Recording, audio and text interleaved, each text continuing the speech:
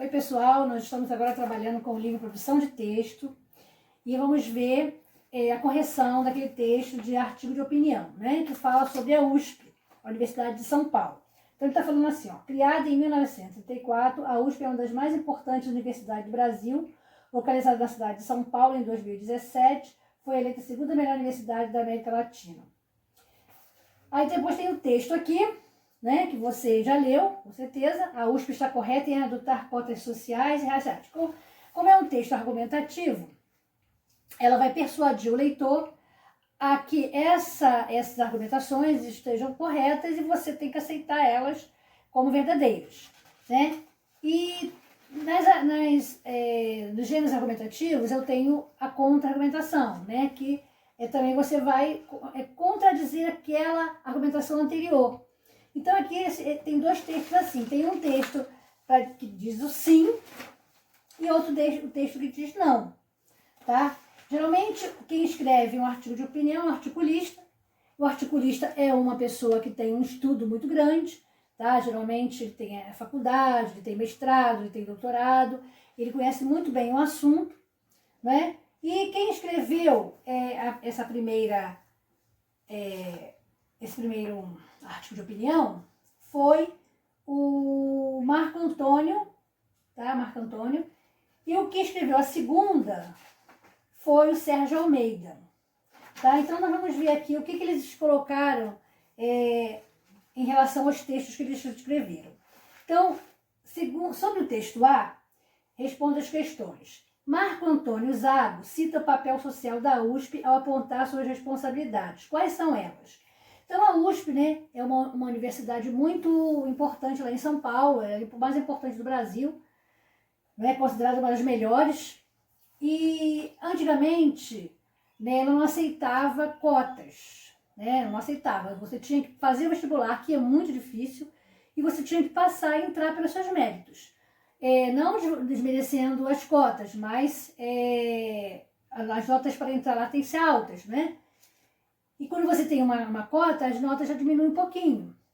Então, o que ele coloca aqui? A USP tem a responsabilidade de garantir uma formação de qualidade, de produzir pesquisas de ponta, promover ações de extensão e representar ferramentas de modificação social. Então, a USP ela sempre quis manter um padrão social alto, né? Porque por isso ela é considerada a melhor do Brasil.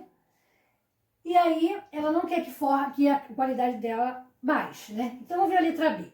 De que forma o autor relaciona a função da USP com a criação de cotas na universidade? Ele afirma que uma das formas mais eficazes de a USP desempenhar seu papel é dar oportunidade para que jovens talentosos da escola pública sejam incorporados à vida universitária. Porque até então, a escola pública não conseguia entrar na USP, por ela pode ser muito difícil, era mais difícil que o Enem. Então, agora ele está dando essa oportunidade de aluno da escola pública, porque tem alunos da escola pública que são talentosos, que gostam de estudar, que são bons alunos, e temos que dar oportunidade para esses alunos também, né? Então, letra C. Segundo o autor, de que forma as cotas podem contribuir para a diversidade na USP? As cotas irão contribuir para mudanças no perfil étnico, social e cultural da universidade, garantindo que todos os estudantes sejam formados em um ambiente mais dinâmico e plural. Porque, quando anunciam, né, o vestibular da FUVEST, né, você vê que são muitos inscritos, né, e quando alguém passa, é o motivo de comemoração. Então, é isso aí que ele quer dizer. Agora vamos falar sobre o texto B, que é o contra-argumento, né? Qual é a ideia central com a qual o autor constrói seu texto? A ideia de que a medida adotada pela USP em relação às cotas não alcançará os objetivos desejados e que terá implicações desastrosas para a instituição. Então, o texto B ele já vê negativamente as cotas como uma forma negativa. Letra B. Cite as razões apontadas pelo autor para justificar seu posicionamento. Ele considera o plano falho, pois o sistema pode ser ludibriado. Alunos do ensino privado tenderão a migrar para o ensino público para se beneficiar das cotas. Assim, os mais pobres continuarão fora e haverá alta taxa de desistência dos cursos por parte dos candidatos despreparados, acarretando custos por vaga ocupada sem conclusão. e forçar a entrada de elevado número de estudantes mal qualificados pode levar a USP a perder sua posição acadêmica de destaque. Então, ele quer dizer o seguinte, que os alunos de escola particular, eles vão querer ir para a escola pública para poder ganhar as cotas e entrar com mais facilidade, né? Porque eles sabem que entrar na USP é muito difícil, né? E o que vai acontecer também? Aí eles vão, como eles estão mais bem preparados, porque a escola particular prepara um pouquinho melhor, eles vão entrar e os pobres, que realmente não têm preparação, vão continuar fora. Isso que está falando aqui. E também haverá uma alta, vamos dizer que esses alunos pobres entrem. Só que quando eles começar a fazer o curso, as matérias são muito difíceis, eles não tiveram uma preparação antes lá no ensino médio para enfrentar a USP. E o que vai acontecer? Eles vão começar a tirar nota baixa e vão reprovar. E aí a reprovação, eles vão ficar desinteressados pelo curso e vão embora. E aí o que vai acontecer? Vai acontecer que a USP ela está pagando professores para dar aula para esses alunos. Só que esses alunos vão sair. E aí a USP vai ficar com prejuízo, vai ter que continuar pagando os professores e não tem alunos para eles trabalharem, né? Então vai acontecer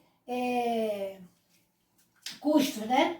E também com esses estudantes mal qualificados, vai levar o quê? A USP a ter uma posição acadêmica, vai perder essa posição acadêmica de destaque, né? Porque os alunos vão começar a tirar nota baixa e aí não vão fazer mais pesquisas, não vão fazer mais... vão ser considerados aqueles melhores alunos, aí ela perde a posição de destaque. Agora vamos explorando o artigo de opinião, na página 54. Sobre o veículo de circulação dos artigos de opinião lidos, responda as questões. Em que veículo eles foram publicados? E como é possível identificar isso? Então, eles foram publicados na versão digital do jornal Folha de São Paulo e é possível verificar isso pelos dados da fonte dos artigos. Letra B. Quem são os possíveis leitores do artigo de opinião? Né? Um artigo como esse. São pessoas que se interessam por temas atuais, socialmente relevantes e controversos. Letra C. Os artigos foram publicados em Editoria Opinião e na seção Tendências e Debates. Observe, né? Qual é o objetivo dos textos publicados nessa seção? Veicular opiniões controversas sobre assuntos socialmente relevantes com a finalidade de formar a opinião dos leitores. Então, aí está falando somente sobre os artigos de opinião, né? Letra D. No final dos artigos, a seguinte informação. Os artigos publicados com assinatura não traduzem a opinião do jornal. Sua publicação obedece ao propósito de estimular o debate dos problemas brasileiros e mundiais e de refletir as diversas tendências do pensamento contemporâneo. Qual é a intenção do jornal ao publicar essa nota? O jornal apresenta essa informação para se comprometer com as ideias vinculadas pelos articulistas. Assim, tudo o que foi dito é de responsabilidade exclusivamente dos autores dos artigos. Então, os autores é que assinam. Não é o jornal, não, são os autores. Número 2. Releia as seguintes informações apresentadas após o artigo de opinião. Marco Antônio Zaga, professor titular da Faculdade de Medicina da Ribeirão Preto e reitor da Universidade de São Paulo, USP. Sérgio Almeida, no texto B, é professor de Teoria Microeconômica na Faculdade de Economia, Administração e Contabilidade da USP. É doutor na área de Economia Comportamental e Experimental pela Universidade de Nottingham, Reino Unido. Então, reparem que todos os dois são professores universitários, têm competência, né, têm estudo, né, e vem sempre no final do artigo mostrando isso para as pessoas, né? Então, ele pergunta aqui, que informações são apresentadas aos leitores desses trechos? O nome, a profissão e a especialidade dos autores dos artigos. Letra B. O que há em comum entre esses autores? Ambos são professores da USP, ambos são professores universitários. Né? Letra C. É possível afirmar que esses autores têm conhecimento sobre o que estão discutindo? Sim, pois como são professores de universidade, sendo um deles inclusive reitor, conhece a instituição e os alunos. Então eles podem muito bem falar sobre o assunto, porque eles têm um conhecimento bem grande sobre isso. Letra D. Com base nas respostas anteriores, explique com que objetivo as informações sobre os autores são apresentadas após o artigo. Ao mostrar a profissão dos autores, professores universitários, o jornal evidencia que eles possuem competência para tratar sobre o assunto. Assim, há uma maior confiabilidade do leitor. Letra E. Por que o nome dos articulistas foi grafado com letras maiúsculas? Para destacá-los em relação às demais informações, levando o leitor a identificá-los mais facilmente. Então, coloca letras garrafais, né, para poder o leitor saber quem foi que escreveu o artigo, quem é o articulista. Número 3. 3 é, observe os títulos dos artigos de opinião lidos. Derrubando os muros, é o A, e boas intenções, maus resultados.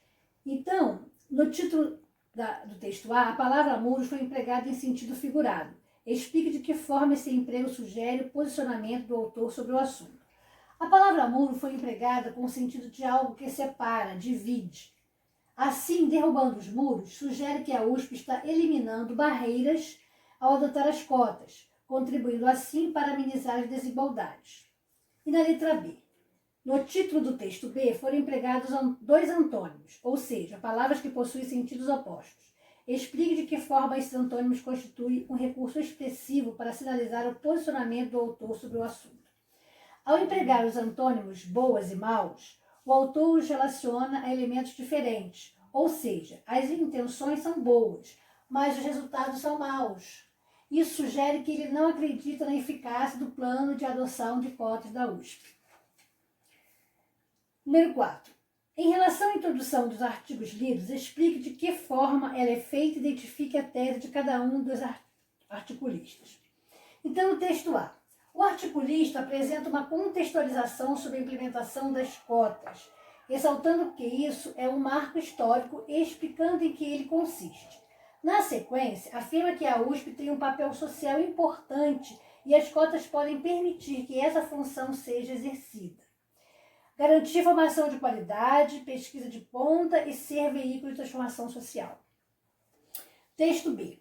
O articulista também contextualiza o assunto, explicando como será a implementação das cotas e, em seguida, apresenta sua tese e de que há razões para acreditar que as cotas não irão alcançar os objetivos a que se propõem e os resultados serão desastrosos. É o contra-argumento, né, que eu falei anteriormente. Número 5. Observe a seguir duas das ideias apresentadas pelos articulistas. Depois transcreva os argumentos empregados para defendê-las. Aí tem as ideias apresentadas, depois os argumentos empregados para defendê-la. Primeira ideia. A decisão não comprometerá a excelência do ensino que caracteriza a nossa universidade. Aí o que ele faz para defender? Dentre os mais de 380 mil alunos que concluem o ensino médio público em São Paulo, há um enorme contingente capaz. Muitos desses alunos conquistaram um sucesso em sua trajetória acadêmica. Nossos estudantes serão educados em um ambiente acadêmico que privilegia a diversidade, ao invés de ser socialmente segregado e culturalmente monótono. Bom, então ele está falando aqui, ele está exaltando os alunos da escola pública, né? Porque os alunos das escolas públicas são tão assim menosprezados, e aí ele está exaltando, está dizendo que há um enorme contingente de alunos que fazem sucesso também no ensino médio. Não é porque eles são pobres que eles não fazem, também fazem. Né? Então, são esses alunos que ele quer trazer para a USP. Agora, vamos ver o texto B.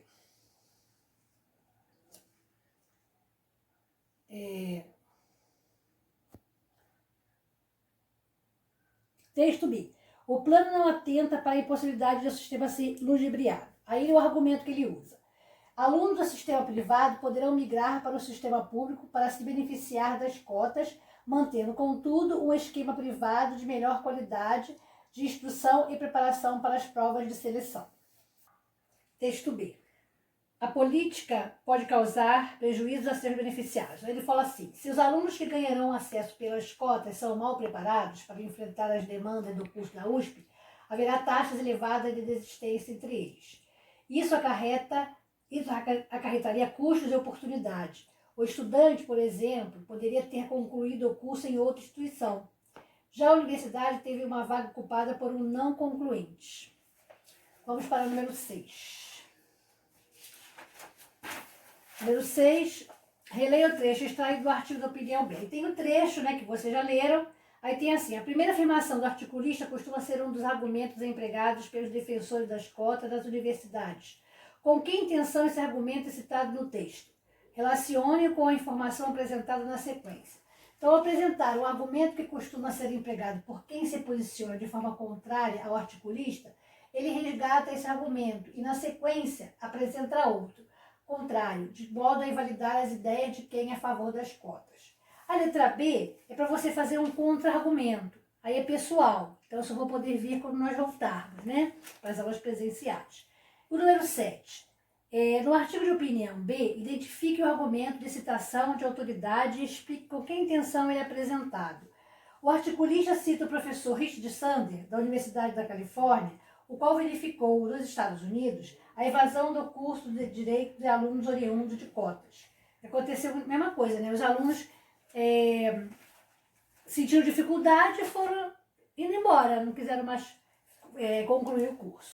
8. Sobre a conclusão dos artigos de opinião lidos, responda. De que forma o artigo de opinião A foi concluído? O artigo de opinião A foi concluído com uma síntese, resgatando a tese apresentada na introdução sobre o fato da implementação das cotas na USP ser uma medida histórica. Além disso, recupera a ideia expressa no título do artigo e derrubar os muros da USP, ou seja, facilitar a inclusão da universidade. Essas são as duas coisas aí, duas formas que ele conclui, né? Letra B. E o artigo de opinião, como foi concluído?